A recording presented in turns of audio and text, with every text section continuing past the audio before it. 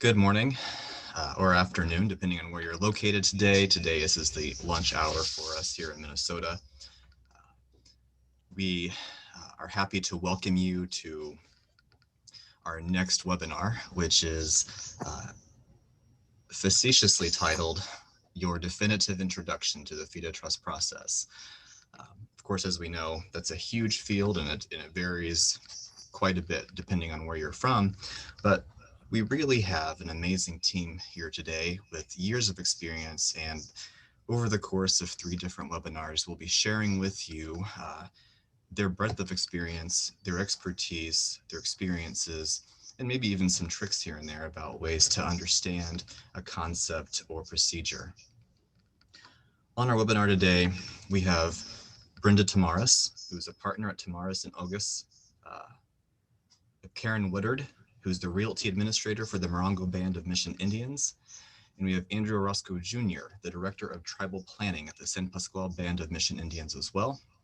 So we have a pretty heavy California delegation today, but I think over here in Minnesota, whatever warm vibes they can send would be great, for sure. Before I hand off the presentations to our 3 panelists, I just want to go over a few ground rules.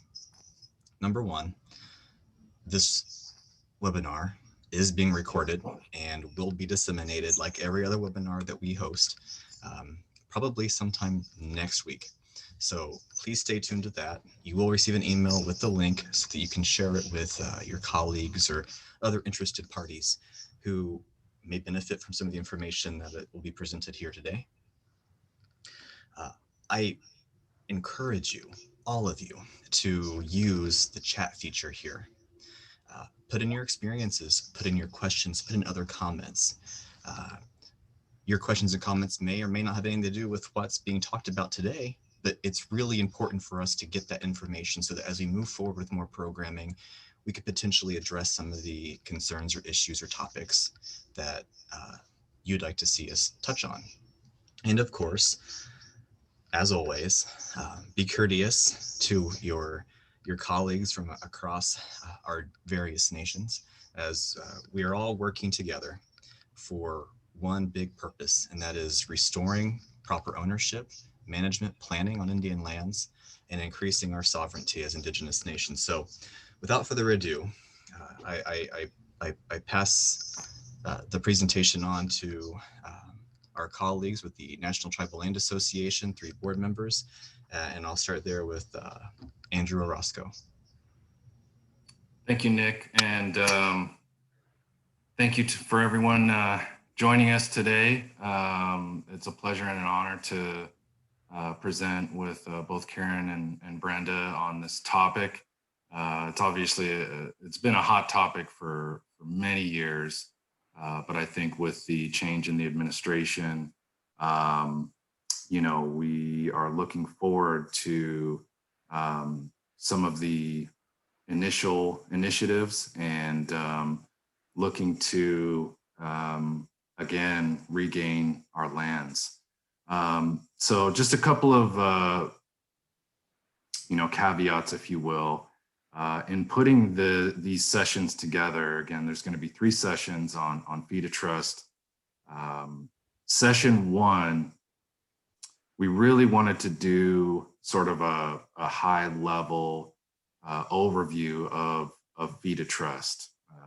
And so the topics we're going to cover today are the history of FIDA Trust, due diligence in purchasing a property and moving into the FIDA Trust application, and then submission of the application. So as Nick stated, this is a heavy topic that has so many different nuances and challenges throughout the different regions. And we realize that and acknowledge that. And so our goal today is really to get the sessions going. We have a game plan in mind on where these are going to head, but we really want to hear feedback from you all on what you want to discuss, things you want to hear about, learn about. And so So this is just as much of your webinar as it is ours. So as Nick said, please utilize the chat, and we'll do our best to address the questions, some of which I know will be a little bit more in detail. And so we'll try and connect with you offline if it's something that we're not going to be able to cover today. But again, we are just covering at a high level introduction into fee to trust. And so please keep that in mind with some of your questions. But please let us know what your guys' thoughts are, questions. And with that, I will pass it on to Miss Brenda Tamaris. Thank you, Andrew. Okay, we thought, even though most people probably have a general idea of this, that we'd give a good background on tribal lands and sort of the history behind where the IRA came from. And I'm gonna make a disclaimer because a lot of this, like we said, is sort of high level, so it doesn't include every possible thing. Basically, the types of trust land that we have are generally tribal lands are generally trust land, which is held by the U.S. government for the benefit of either the tribe or an individual. So those are the allotments. There's restricted fee, which is only common in the East Coast, and I honestly don't know a whole lot about it, but I do know that the legal title is actually held by the tribes. They just have restrictions on alienation like any other trust land. And then the third form that we're talking about today is the fee simple, and that's land that the tribe owns outright, or somebody's going to help donate it to them and want to put into trust through the process with the federal government. Historically, there's three ways that most reservations were created, either through treaty or by executive order, which is very common on the West Coast here in California, and then third by acts of Congress. So a lot of restored tribes had reservations created that way. The treaty period itself ended in 1871. So after 1871, the only way that reservations could be created were by executive order or, act of Congress. So in about the 1800s, 1887, the federal government decided that it needed more land for the general population. The Dawes Act, or the General Allotment Act, was enacted, which had the intent of assimilating tribal people, distinguishing tribes, and dividing the reservations up into smaller parcels. The idea was they thought that they could civilize the tribal members by just giving them acres and making them farm on it, regardless of whether the land itself was suitable for farming or not. In addition, the government sold off quite a few of the acres of surplus land as well, and therefore that's how many of the reservations became diminished. Well, not truly diminished, not legally diminished, but lost a lot of their lands. For the allottees, originally the land was going to be held in trust for 25 years and then get patented directly to the owner in fee. That left the owner or owners able to either keep the land or sell it. But because most of the land was not economically viable, it really couldn't be farmed past maybe some subsistence for families, the people didn't have the money and wherewithal to pay for taxes once they became fee lands, and therefore a lot of lands were lost that way. Generally, there's an estimate that about 100 million acres of land were lost through the General Allotment Act itself. Both initially and as time goes on, I think people who have allotments on their properties know you know, with all the fractionation and whatnot, and lands falling out of trust and things like that, it's just continues to create havoc.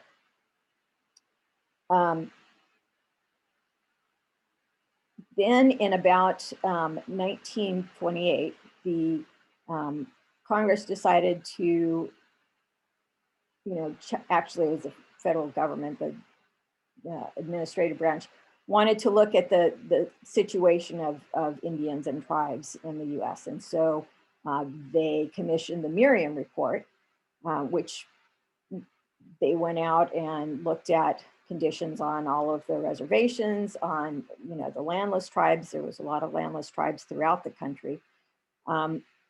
And that made Congress aware of the situation. And so during the New Deal era, when everybody was supposed to be coming along and getting great stuff, some of the people in the Department of Interior supported the Indian Reorganization Act. So that act, which is what we deal with mostly today, was intended to help tribes kind of regroup, reconnect themselves and strengthen their tribal governments. And in the way to do this was to regain a lot of the lost land. So specifically, the IRA allows the secretary to take land into trust for tribes, which is what we're here for today. That occurred in 1934. The IRA was enacted in 1934, but also the ILCA, Indian Land Consolidation Act, was enacted in the 1970s, which kind of pulls the IRA conditions for taking land into trust over for tribes that did not adopt or accept the IRA. So anyway, we've got all of this. Still less than 10% of the land of the 100 million acres since 1934 have actually been restored to tribes. And so that's why we are here, to actually get more things in. So we're going to go through basically due diligence and then submission of applications, but only in terms of the high level of what are required, and not delving into the depth of what each topic deals with immediately. So, Karen. So I was trying to chat and do the share screen as well. So I'm noticing some of the questions in the chat room are, you know, about proclamations and, you know, mandatory acquisitions and that. And we're going to cover mandatory, but proclamations is a really complicated one. We're going to save that for a later time. We do have other sessions that we're going to be doing for the fee to trust. So we're going to gradually, like we talked earlier, we're starting like with a 101 high level fee to trust, and then we'll start moving progressively into deeper subjects when it comes to fee to trust in our next sessions. So today we just want to talk about due diligence, your pre-submission and why, and what is the purpose of the property. So the tribe's going out to purchase, you know, a 40-acre parcel, and we need to decide what is on that property, what the need is of that property. Why are we purchasing?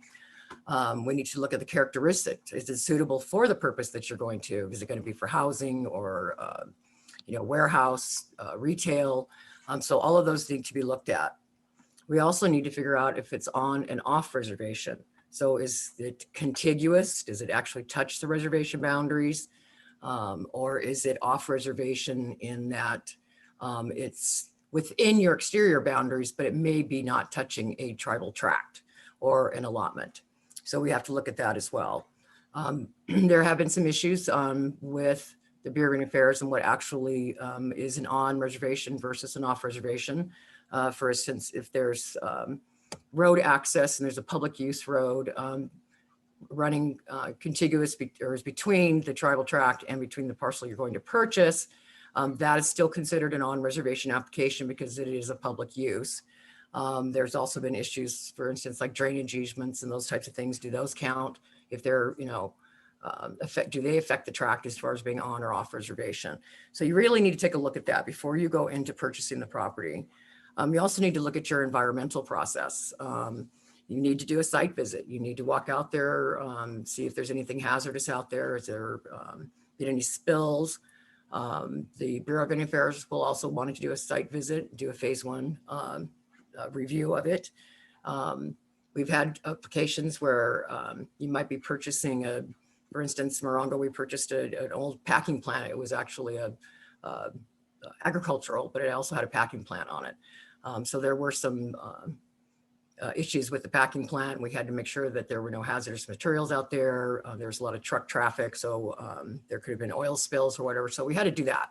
So you really need to do your phase 1 and your environmentals during that process when you're in escrow, because there may be an issue that the property has to be cleaned up, and that could cost the tribe a lot of money. You also want to look at your title. So when you're in escrow, take time out to do that preliminary title review. You want to make sure there is proper access to the property. You want to make sure there is there something on there that's going to affect the application itself? For instance, if there was an old agreement that was maybe parties agreed to many, many years ago, was never actually recorded, but it still affected title, you're going to have to figure out if that agreement is still in play or if that agreement can be expired and extinguished from title. So you're going to have to work really closely with your title company on some of these exceptions to title, which is your Schedule B. Zoning, you're going to want to look at the zoning as well. And I realize once you bring it into trust, you have the power to change that zoning. But what's going to happen is when you put the application in and you're doing your purpose and your need for the parcel, and this happens with individuals as well. If the purpose is for housing and you're planning on changing that zoning, that may be difficult for the Bureau of Indian Affairs, especially when it goes out to public comment. You may have to stay with that housing need. There might be CC&Rs, which are covenants, conditions, and restrictions that may affect the parcel, that you can't do certain levels of development on that property, depending on where it's located. So you need to really look at that zoning. They prefer that whatever it is your purpose and need is, it somewhat matches what that zoning is within the county that you're purchasing. Again, we go back to all your exceptions on title. You need to provide all those exceptions in Schedule B so that the Bureau, they'll go through a solicitor's opinion and they'll want to see all those backup instruments, those documents that, you know, the easements. So if it's a right of way for power, if it's a right of way for water, or if it's a right of way for sewer, any of those types of things for utilities, for drainage easements, anything like that, you're going to have to provide the backup documents showing that. You're also going to want to look at any constraints and easements on the property. Sometimes might be a major transmission line for electric or a major transmission line for gas that might affect your use of the parcel. You can't build on a 50-foot wide easement that has a 30-inch transmission line running through it, or it has a 400-foot right of way for a major electrical transmission line. So you want to look at those as far as constraints. Again, access is important. You got to have access to it. It's got to fit your purpose and need of what the tribe wants in order to purchase that property. So that doesn't mean we go out and we purchase every piece, that's out there, within our boundaries. A lot of times we're doing it for land consolidation, not so much for development.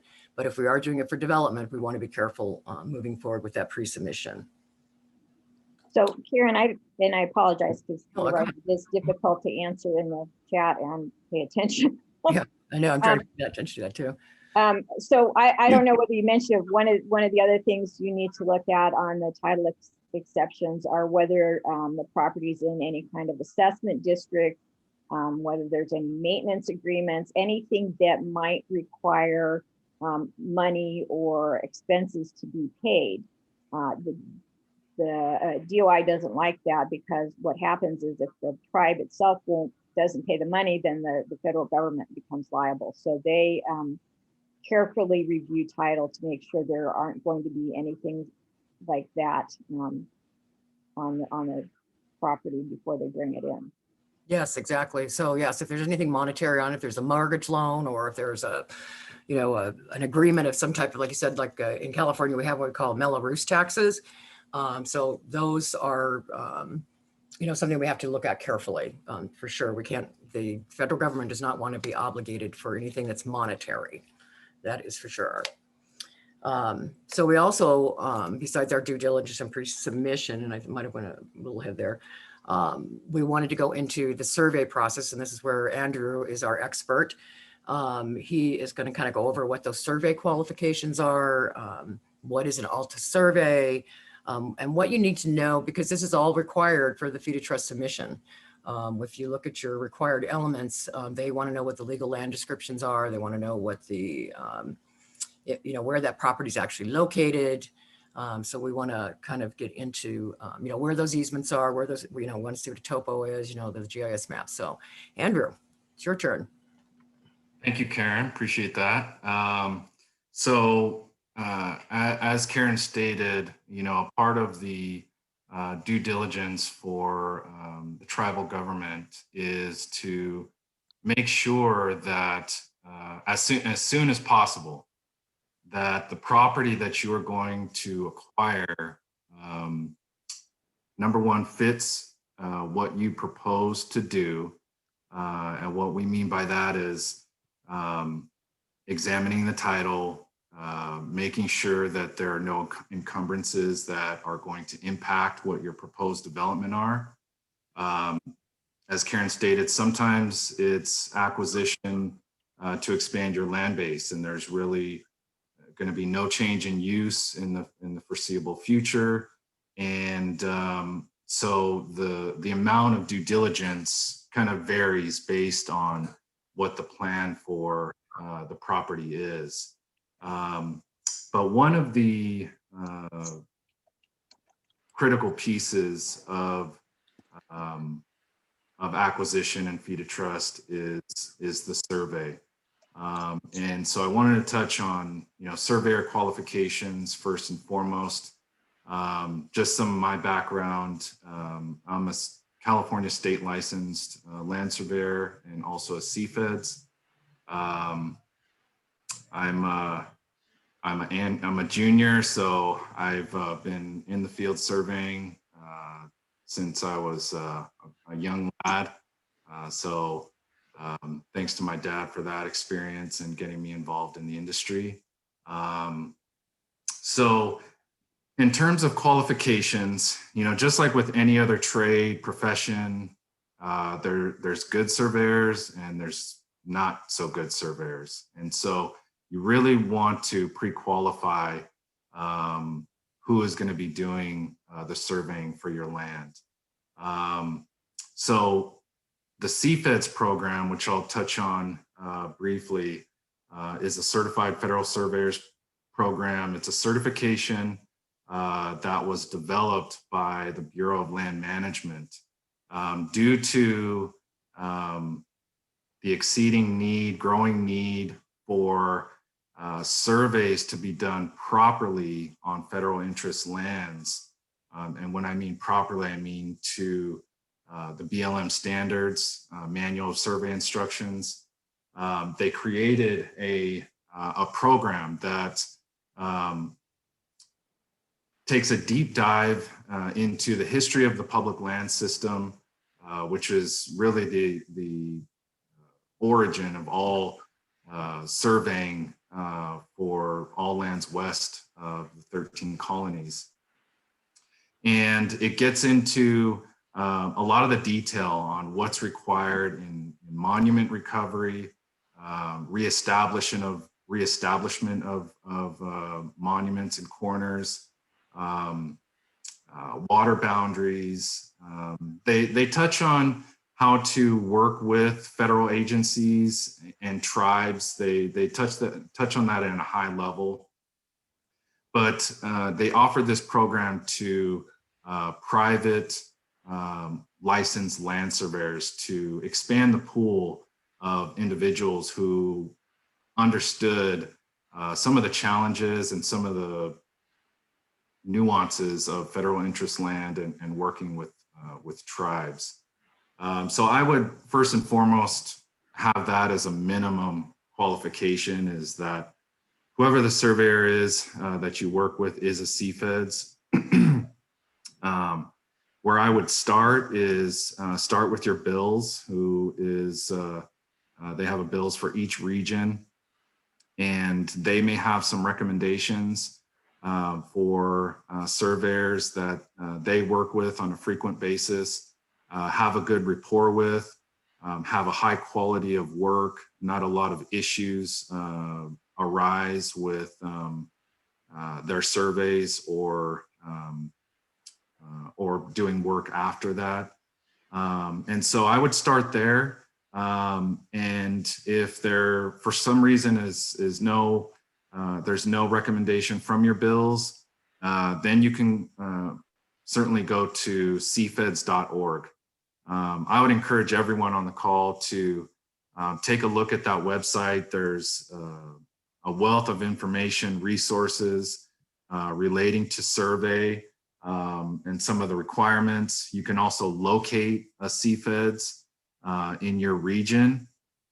And so it's very simple. You just click on your state, and it provides a list of the CFEDS contact information. And from there, you can reach out and start interviewing, if you will, the CFED that you plan on using.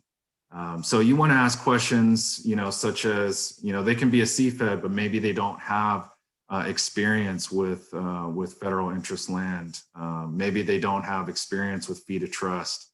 So you want to ask those questions that not only are general in nature, but maybe specific to your region and what you plan on doing with the property. So pre-qualifying your surveyor is really the first step, and I would highly recommend that you do that before you select your surveyor. So that covers surveyor qualifications. Now we'll get into an ALTA survey. So ALTA survey, American Land Title Association. There are, depending on the state, depending on the jurisdiction, there are differing minimum standards when it comes to surveying across the country.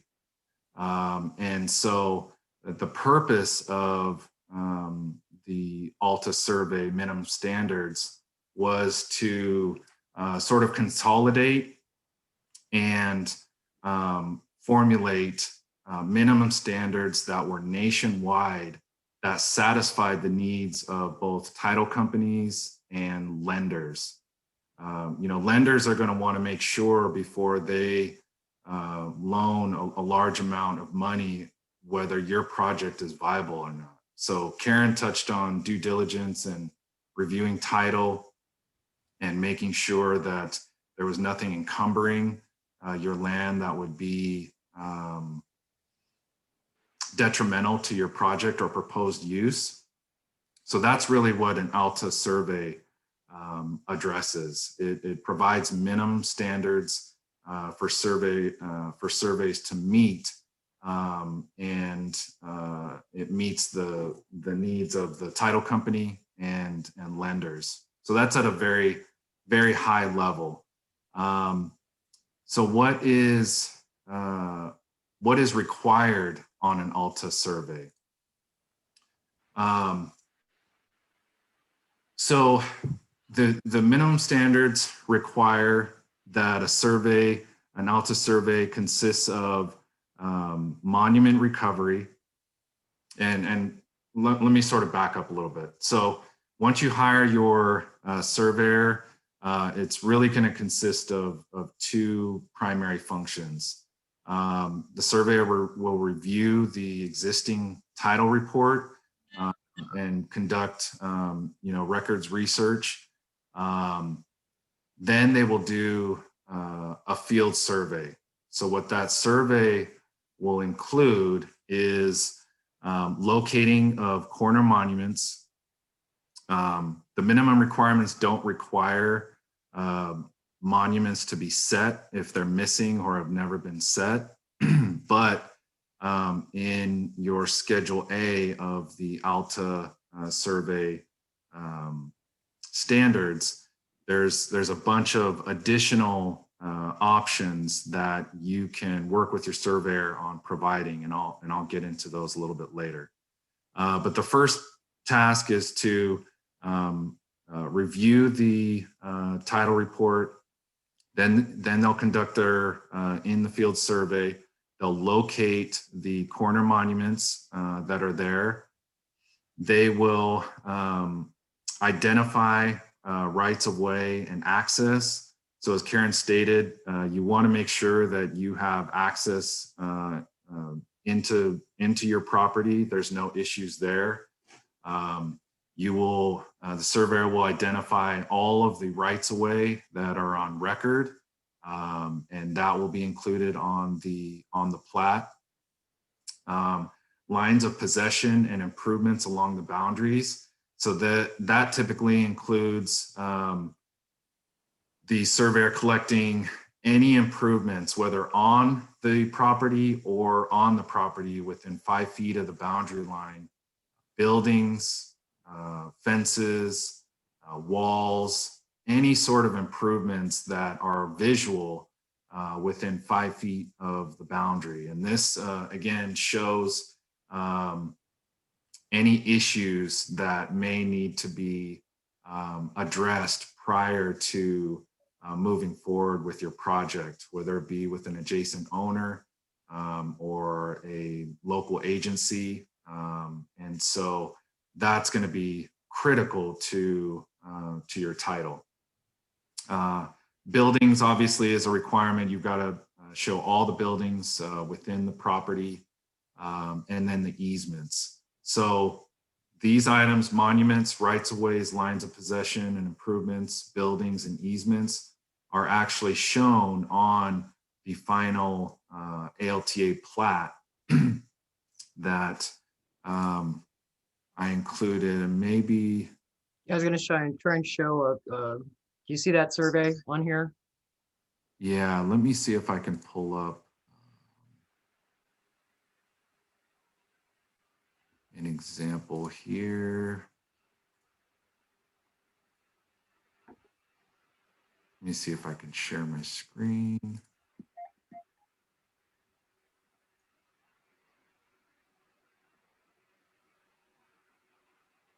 One second here. Do you need to stop sharing, Andrew? Yeah, if you could, that would be great. Give me 1 second here.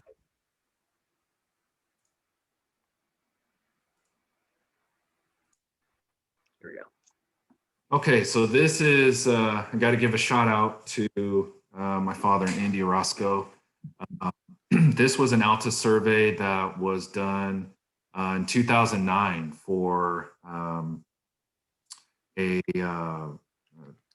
29 acre, what we consider the 29 acre parcel that was just brought into trust, believe it or not.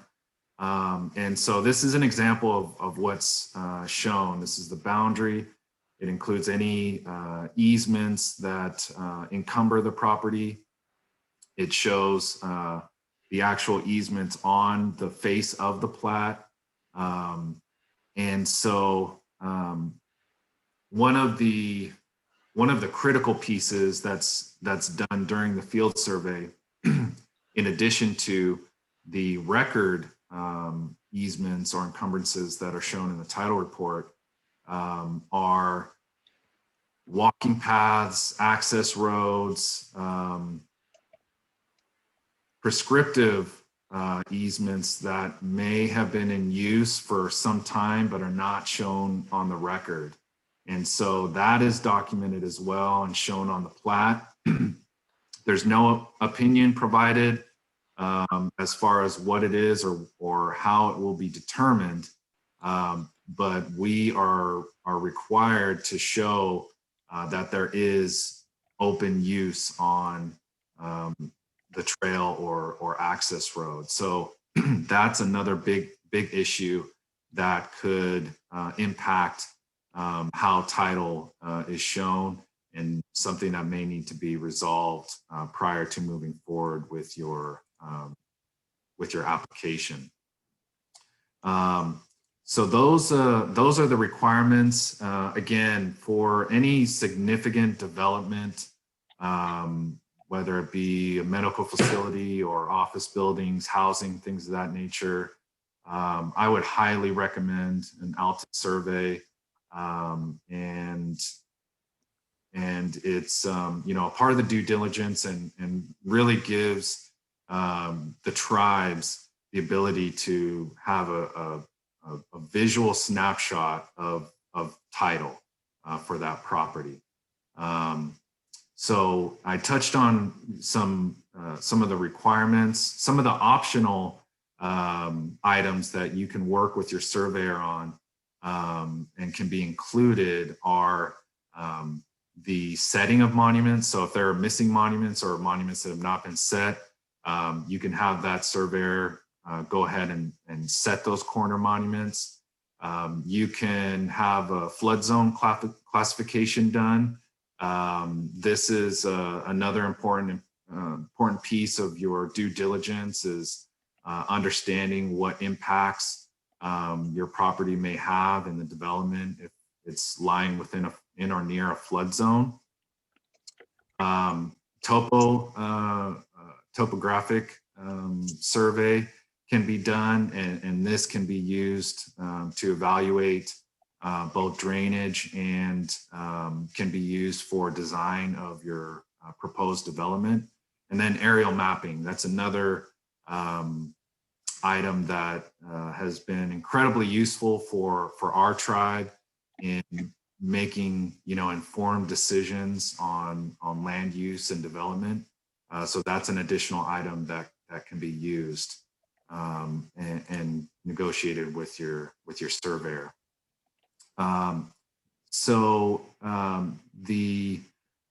The last item we have here is the boundary assurance certificate. So there's 4 certificates that a CFEDS can provide, and only a CFED can provide. So the 4 that we have are the land description review, and these all have to do with boundary. So I want to, you know, make that disclaimer. So these have to do with boundary specifically. They don't deal with the interior of the property. So you have the land description review. That is a review of the legal description. You make sure that the intent of the description is correct. You ensure that the legal description within itself is described properly, and there are no issues with overlaps or gaps. And that is required and done either by the BIA or, like I said, a CFEDS surveyor. The other item that a CFEDS can provide is a chain of surveys. So this is a compilation of all surveys that have been performed on or adjacent to the property. And again, the surveyor is looking for any overlaps, gaps, issues between any surveys that are on the property or adjacent.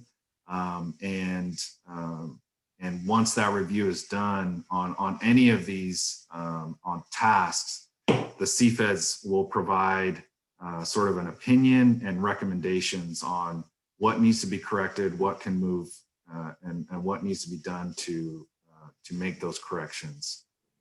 So you have your land description, legal description review, you have your chain of surveys, you have your certificate of possession.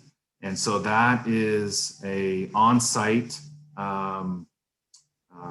review of the boundary of the subject property. Again, it takes into account any issues with encroachments, environmental issues that may arise, anything that may impact the boundary itself.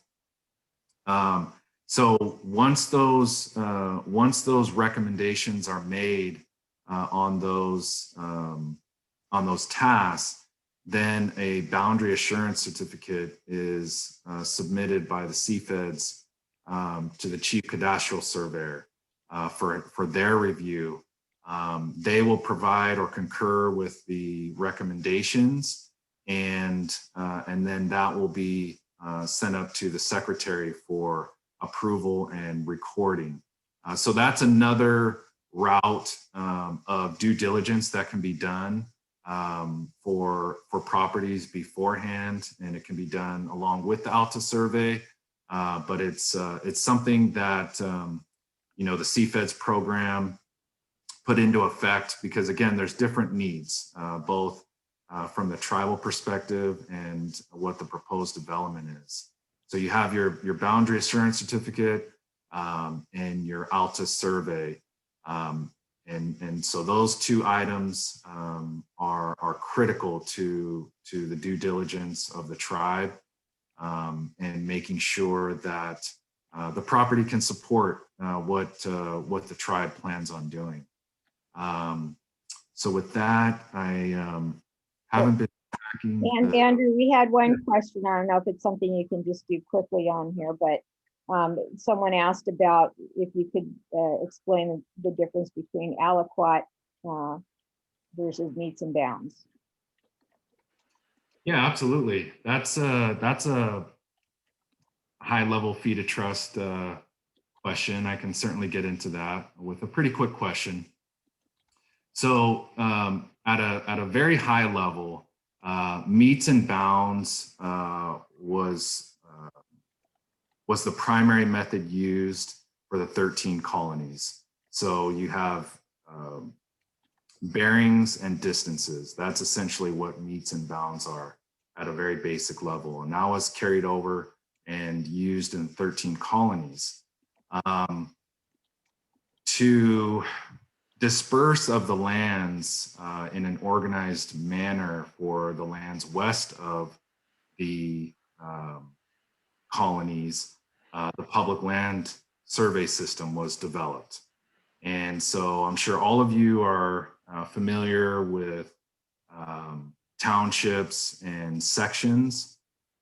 So in a standard section, you will have what's called aliquot parts. So a section can be broken into aliquot parts, and that's how they're actually described. So when you see a description of a standard section of North 1/4 section 22, for example, that's an aliquot part description and is specific to the public lands system. So the way they designed it is it can be broken up into half sections, quarter sections, all the way down to 2.5 acres. So you can have an aliquot part description all the way down to a 2.5 acre aliquot part is what we'd call it. So it's technically just two ways of describing lands.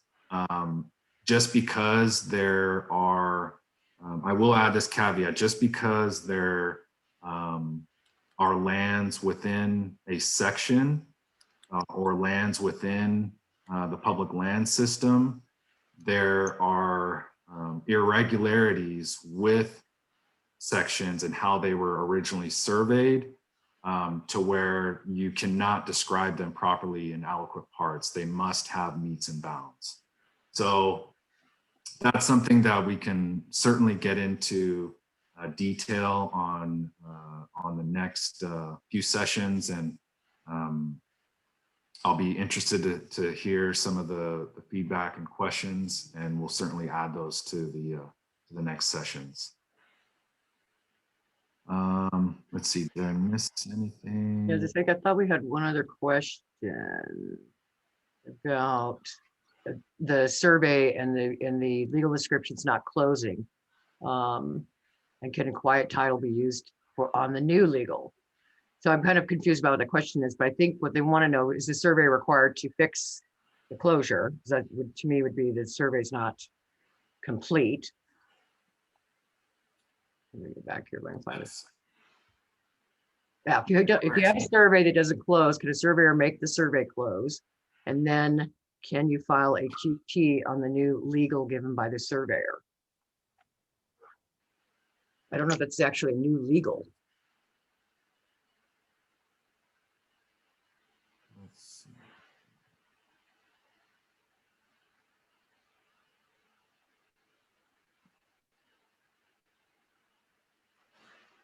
That's a good question. I think that there's different ways to approach that, and maybe what I can do is connect with you offline.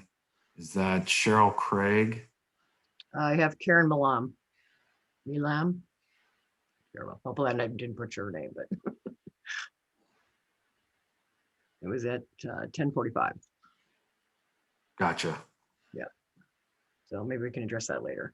Yep, I'll get some more details on that, Karen and Ms. Malam, and connect with you offline on that. Okay.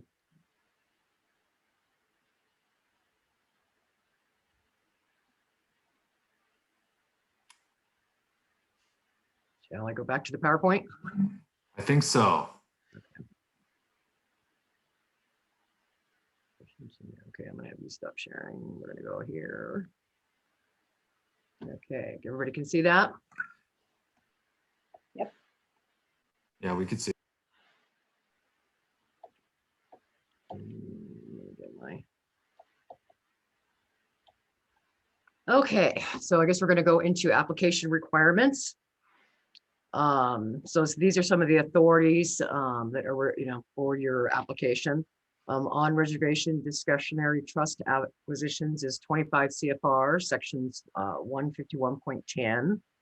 Off reservation discretionary trust acquisitions is 25 CFR section 151.11. And then I know we did have some questions about mandatory trust acquisitions, and this is a policy memorandum.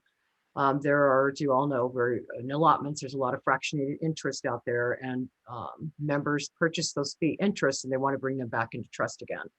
Unfortunately, title companies find it very difficult to provide title for those fractionated interests. They're not really tracked. The counties may look at it as more as a possession of title rather than actually having a one-over-one ownership of it. So they put out a policy to kind of address these and to make it easier to bring in fractionated interest. So rather than having to do title evidence, they'll request an affidavit from that individual who has purchased it. And being a tribe, it would be the chairman, or if it's an individual, they would sign an affidavit of how they purchased the property and what was the last owner that they purchased from. So they'll allow that. If they can determine that there is absolutely no way of getting title insurance. And then it makes it very easy. There is no NEPA requirement. They are forthwith. Most of my individual applications, it should be in trust within 6 months.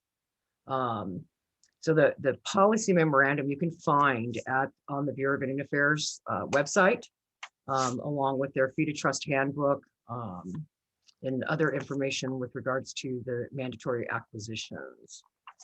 I was trying to think if there was anything else that was with the mandatory. They still want to do a site visit on the fee or for the fractionated interest, just to see the parcel. It might be a small parcel, maybe 5 acres, but it might be a 100-acre parcel. But they still just want to take a view of what is out there on it, if there's any improvements on it, if there's any looking for anything hazardous that might be on the parcel. So just keep that in mind. There'll still be a site visit, even with the mandatory acquisition. But the mandatory acquisition is supposed to help those individuals who are purchasing fractionated interest to bring those into trust much quicker and not have to go through the whole process that you would with your tribal acquisition for on or off reservation. Again, the Fee to Trust handbook is very thorough. Karen, can I just Yeah, go ahead. put in here, there's another kind of mandatory trust acquisition, and that's for tribes when there's a legislation or an act of Congress that requires the secretary to put the land into trust. And that's a different process than what Karen's been speaking about, but it's very rare. So if anybody has issues with that, they can ask us offline. Right. And then that also jogged my memory for something that just went right out of my head. Well, I'll come back to it. So I was going to go to the Fee to Trust handbook, which you can get at BIA.gov, very thorough.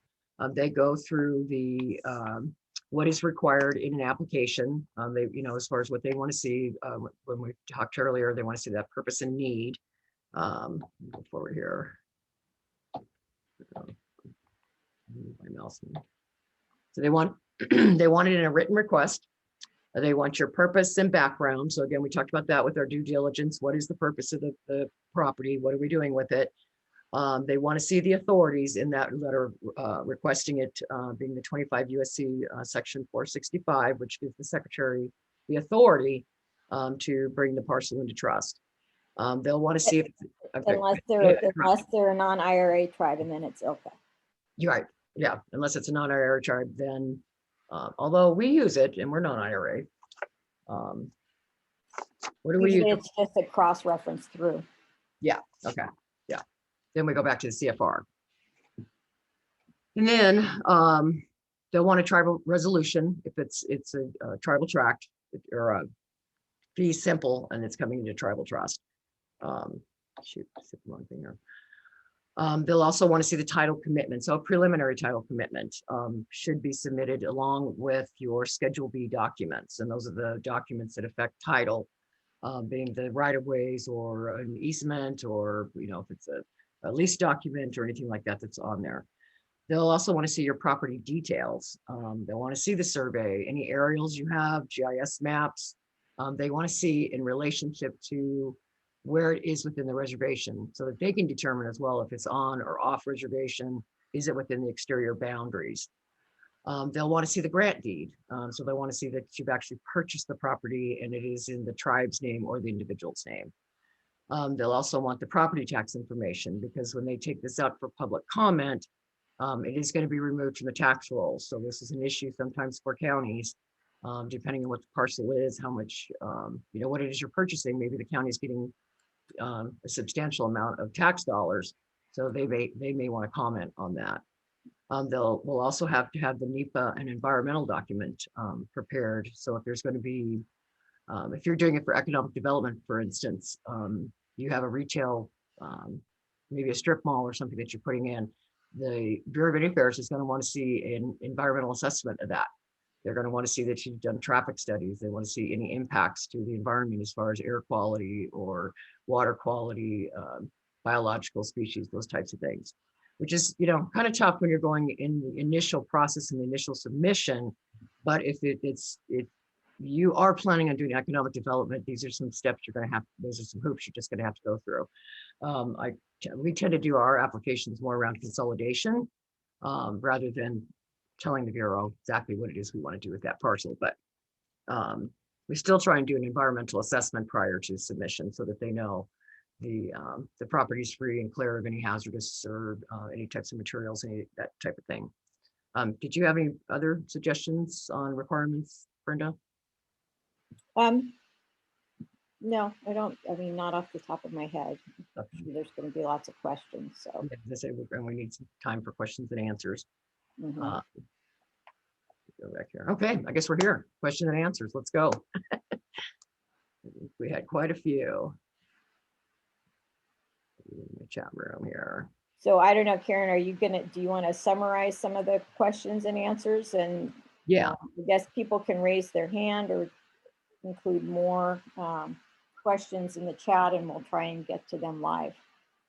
Right. Okay. I'm going to run through the chat room, and if anybody does have another question, do you want to use the raise your hand feature? Okay. So, does you think we have a question here about closure issues in the survey worked with BLM? then work towards an updated legal description. So, and the survey work done.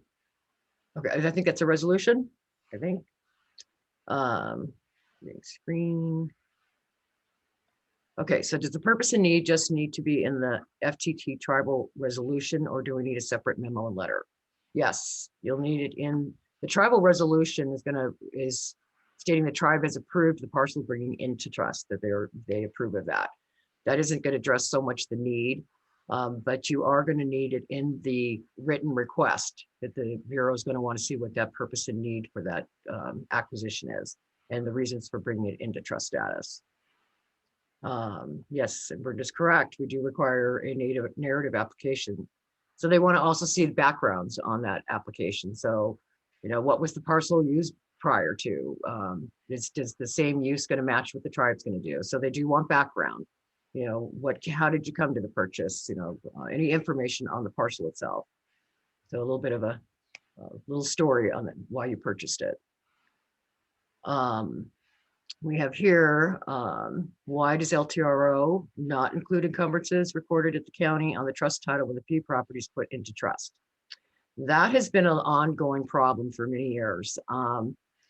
They didn't, with the new TAM system, they didn't have the fee to trust module built in yet. They're doing that now. And I apologize right now. I think it is in the system now, and we are going to be required to start including those encumbrances that were recorded on title. I know for our department, in the past, because we didn't have this in the TAMs, we kept all of our records on that parcel so that we knew if we were going to be doing something with it, developing it, we would have access to all those documents. But yes, there is a fee to trust module that's been built. I believe it's being implemented. I probably want some of my staff people on here could answer that question better, because I don't use it as much anymore as I used to.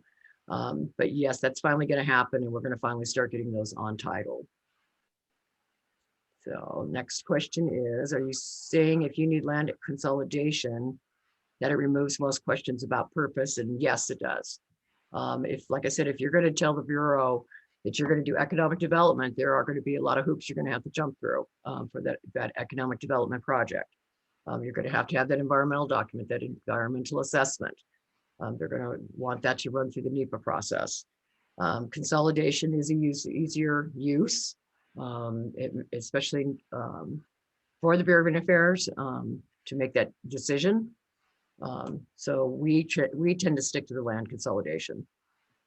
Well, and I just want to put in a caveat here that, if you actually have an intended use, don't go with land consolidation, because that'll just piss the BIA off, because That too, yes. Mm-hmm. Yeah, and I would like to add as well, if at some point, if you decide to do economic development, you're going to have to do the environmental anyway. Mm-hmm. For that project. BIA will be involved. So, it's kind of however you want to approach it. But I would say if you do know what the use is and you have the support of your tribe, I would say get it over with, get the NEPA done, and that way it's everything's on the up and up. Yeah, but honestly, land consolidation, preservation of cultural resources, those kinds of things are perfectly acceptable if you have a piece of land and you don't really know what's going to happen. I agree with Andrew. Typically, BIA only requires an environmental overview for no change in use, but the more you can do, the better. Right. And Ross has a point as well. I see Ross Klein commented that ESAs have an expiration date. So yeah.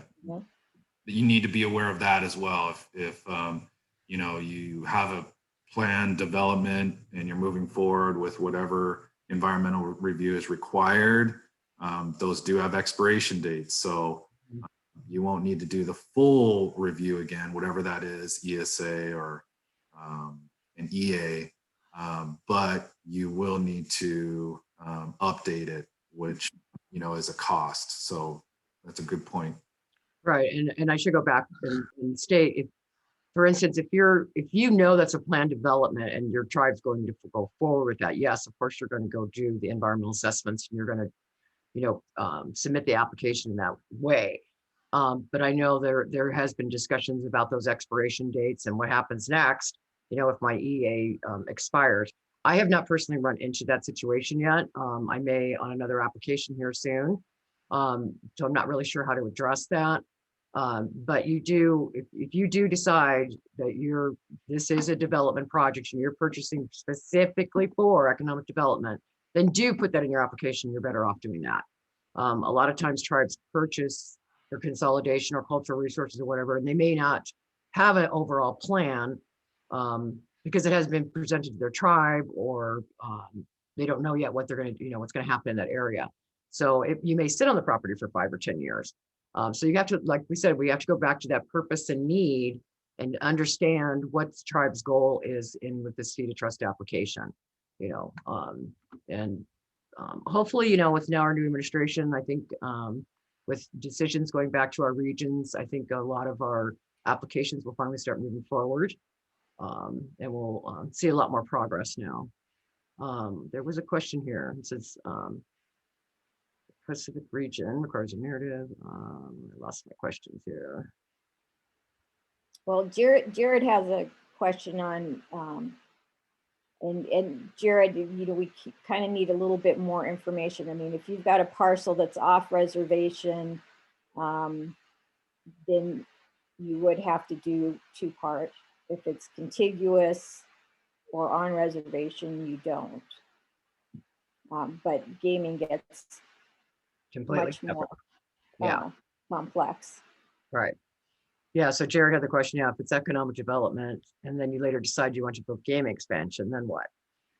You will go through a part 2 determination on that parcel. Yeah, if it's off res, you will. Yes, definitely.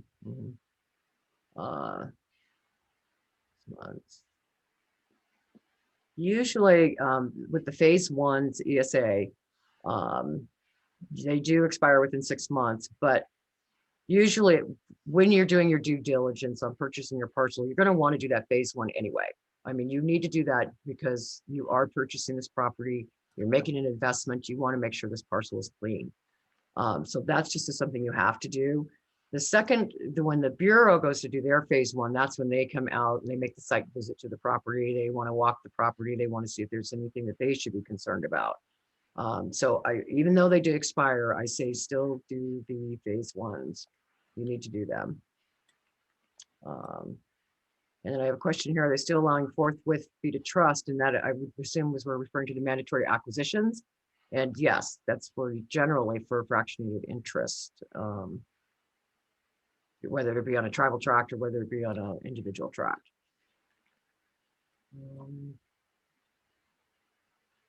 Let's see. I don't see any other questions. See lots of comments going back and forth here, though. Yeah, that's a good comment. I do want to.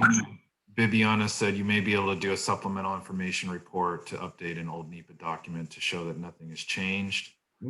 Result in new impacts that were not already disclosed, subject to lead agency approval. Right. Yes, very good comment. Very good. And then we also had a comment about having a group discussions on issues where they could reach out to on issues that they may be having in their regions or with their applications. Any thoughts on that, Brenda, Andrew? I know for California, we have the Feed a Trust Consortium, which has been a great help. They've been an awesome group. It's been around, gosh, going on what, 20 years now? And they've got 60 plus tribes that are that pool their tribal allocation dollars to provide staff that specifically works on Feed a Trust applications, as well as we have quarterly meetings to discuss issues with anybody's applications and regions. I think, you should maybe think about that, doing a consortium. I'm always available for questions. I don't mind giving out my email address. And then there's always the Indian Land Tenure Foundation, and there's also the National Tribal Land Association. You can always submit questions there, and somebody can reach out to you as well. As I believe National Tribal Land Association is on Facebook. So you can also reach out to us through Facebook.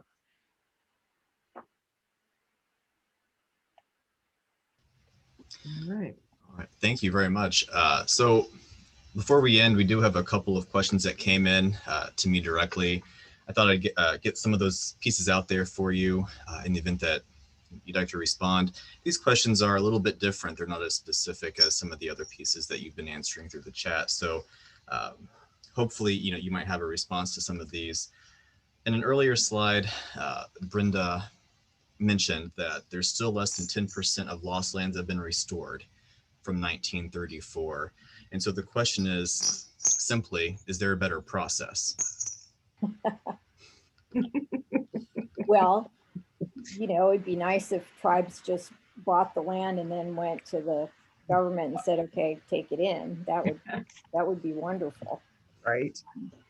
Yeah. Yeah, and I think as Karen was talking about the new policies with regard to the forthwith acquisitions might help things a lot.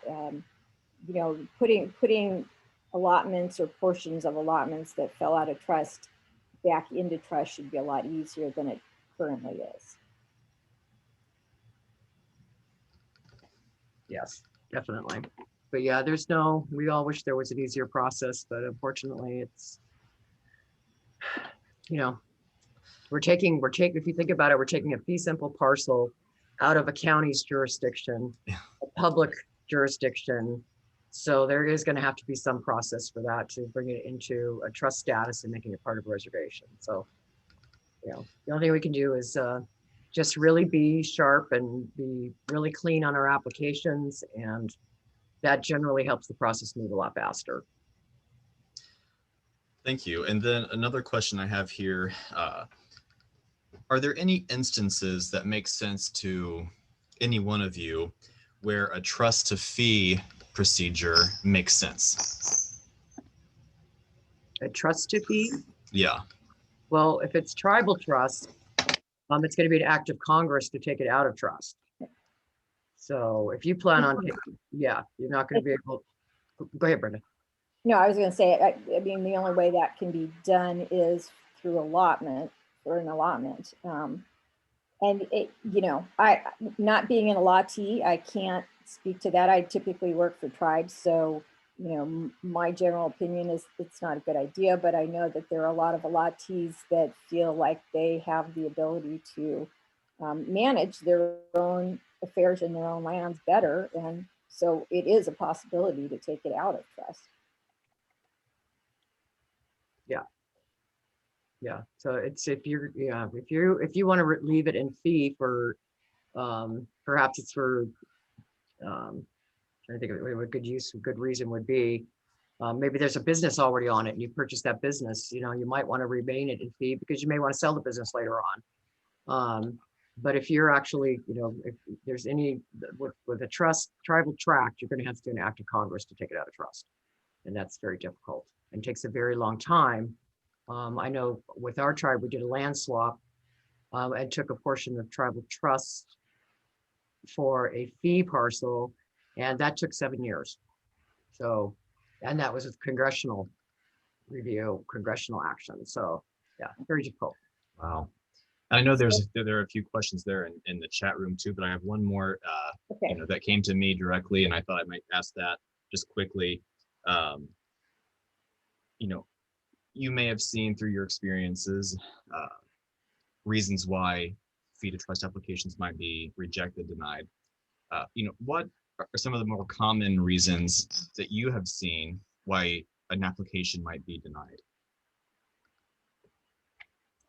I mean, at least in the Pacific region, they do everything they can to really not deny an application. I mean, they'll send it back and say, yeah, this isn't going to work. You guys may need to go rethink it. But there have been some recent with the former administration, there were some applications that were denied.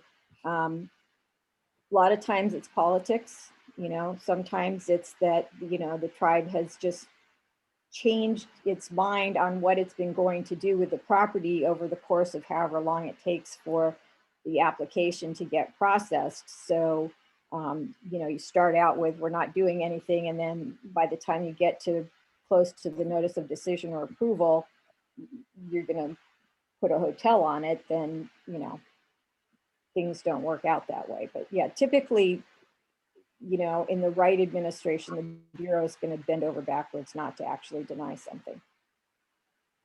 Yeah, it's very, yeah. And generally, like I said, it's political. You may get the public when it's going through the public comment period. That's when the counties may respond, or maybe the public's going to respond. You know, and that's where that gets real dicey.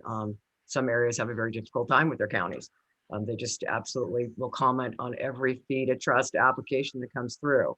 Right. Just those things you have to deal with, and the, you know, your response is to go back, you know, give them the written comment. This is, you know, how you're going to address the implications of removing it from the tax roll or whatever.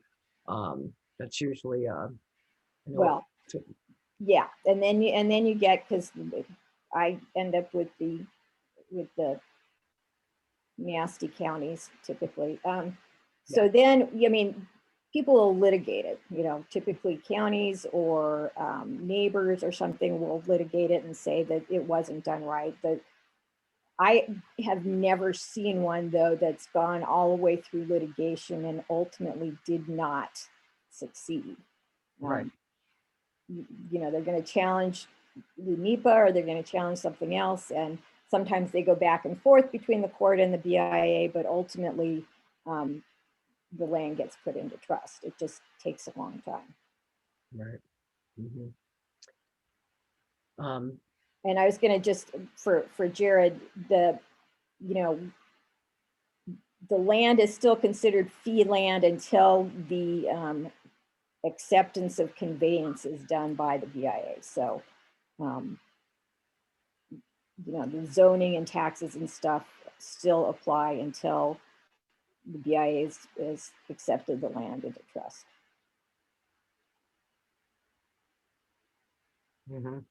Exactly.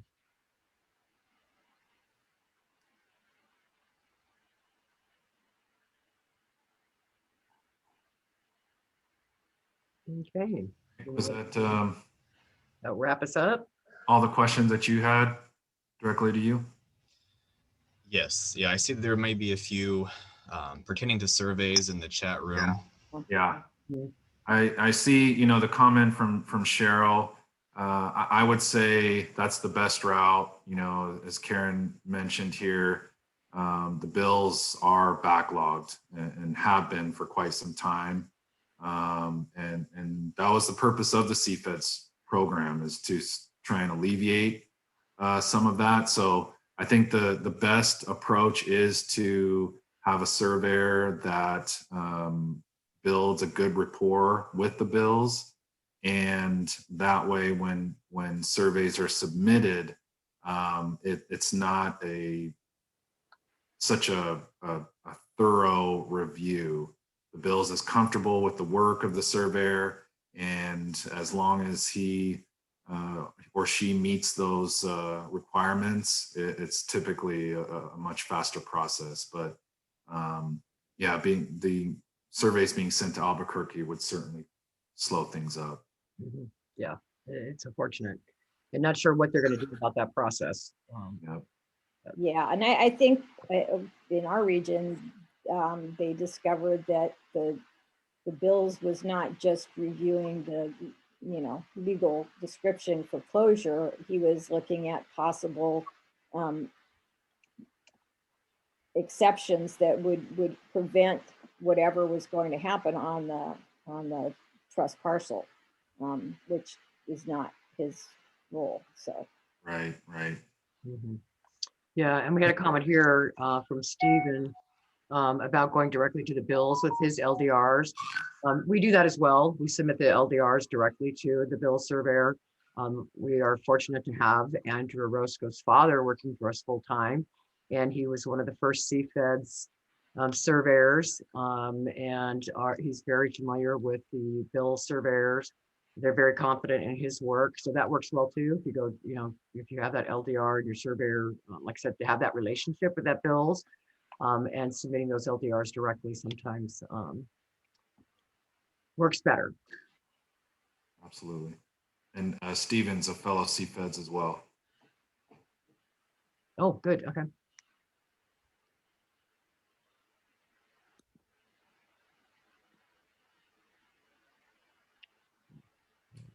When will part 2 happen?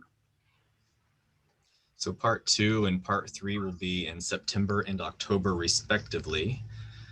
And then in November, you're going to have a full session on NEPA and how to use that for fee to trust applications and all the different pieces that may be helpful in that process. I saw a lot of conversation happening in the chat room about that.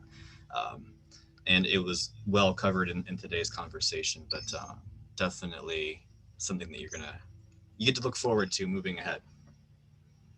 Yeah, and I think just to reiterate what both Nick and Andrew said in the beginning, the more questions you guys have or situations or whatever that you can send in and provide us, then it makes it easier for us to know what kinds of topics need to be looked at.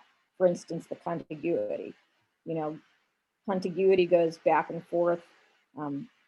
Sometimes it doesn't matter if it's just a roadway, but IBIA has been getting stricter with it, and they want, to prove contiguity subsurface. So it just gets crazy.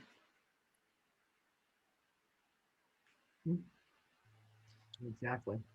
Okay, it looks like we're winding down with today's session. Just a few closing words from my side here. Maybe next week or early the week after, you'll receive a link with this recorded video on Vimeo and also a link to the evaluation for this piece. That link to the evaluation will be very helpful for us if you could put in information that you would like to see or talk about in later sessions. Again, that's September and October for the next 2 Fee to Trust webinars. They'll be same time of day as they always are, Wednesdays, etc. But please do use that link to give us some feedback. You can reach out directly to one of the 4 of us, and we can make sure that conversation can be had later as well. But that survey link will give you that direct line of communication to me, and then of course to our 3 panelists today. If you have any questions about general pieces, you can reach out to me at nemmons@iltf.org, and then I can put you in touch with somebody who might be more of a content or process expert, certainly. And we look forward to your participation in our subsequent webinars. So I'd like to thank the presenters, Brenda, Karen, and Andrew for their participation in this, and I look forward to working with them further on these other webinars. All right. All right. Thanks for having us. Yes, thank you. Thank you all. See you, everyone.